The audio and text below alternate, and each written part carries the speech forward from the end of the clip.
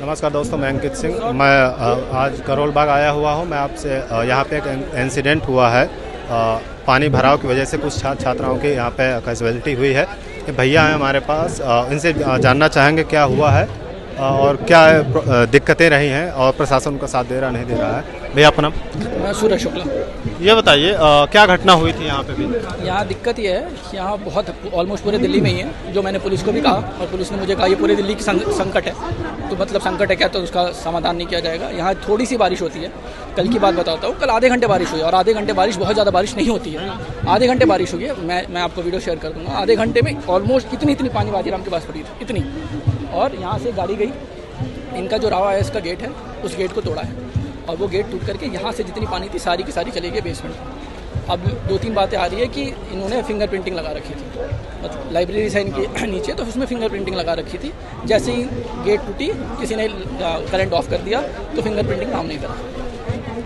Finger printing का जो वो था वो काम ही नहीं करा और बच्चे अंदर रह गए। और 15-20 बच्चे ऊपर निकलने की कोशिश कर रहे थे जब नीचे से पानी जा रही थी। उसमें इतनी फोर्स से पानी जा रही थी कि बच्चे वापस नीचे गिर गए और वो पूरा का पूरा प्लेन हो गया, मतलब पूरा बेसमेंट डूब गया और उसमें बच्चों की डूब क्यों? नहीं तो ये बताइए कितना बड़ा बेसमेंट था? मतलब हमने सुना है कि 5 मिनट में पूरा पानी भर गया, पूरा अच्छा था। नहीं 2-3 मिनट में। मैं वही कह रहा हूँ ना, ये बहुत फिजिक्स की बात है ना। अगर रोड पे आपकी इतनी पानी है, पानी बहुत जल्दी समतल हो जाती है। अगर रोड पे आपके इतनी पानी है तो वो पानी तो फोर्स के साथ नीचे बहेगी। तो 2 मिनट 3 मिनट के अंदर पूरी की पूरी बेसमेंट, क्योंकि पानी को हमेशा अपने मेंटेन करना पड़ता है एग्जैक्ट एक प्लेन। पानी हमेशा ऐसे रहती है ना, पानी कभी ऐसे तो रह नहीं सकती, पानी ऐसे रहती है। और जैसे ही उसको मौका मिला पानी घुस गया अंदर। दरअसल एक चीज़ वायरल हो रही है कि एक फैकल्टी थी, उनको निकालने के चक्कर में गेट खोला गया था, ऐसा कुछ मेरी नॉलेज में नहीं है जहाँ तक। नहीं, दरअसल एक वीडियो में हमने देखा है कि एक निकल तो रहे हैं, लेकिन अब वो फैकल्टी नहीं, वो बच्चे निकले भी हैं और जो बच्चे निकल गए हैं वो अपने दोस्तों को निकाल रहे थे। तो हो सकता है उसमें कोई फैकल्टी उनको निकाला गया हो।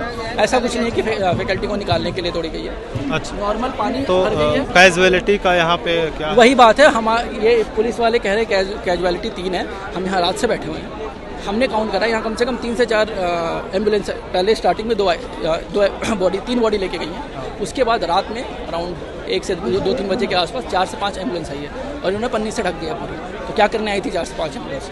और इन्होंने ये वाली लाइट बंद कर दी थी रात को, हमें कुछ भी दिख नहीं रहा था वहाँ क्या हो रहा है, और वो बॉडी लेके गए हैं। हमारे पास ऐसे हमारे जो ग्रुप है यहाँ के वोटर चंद्रा करके, उसमें लोगों के फोटो सर्कुलेट हो रहे हैं कि ये मिसिंग है।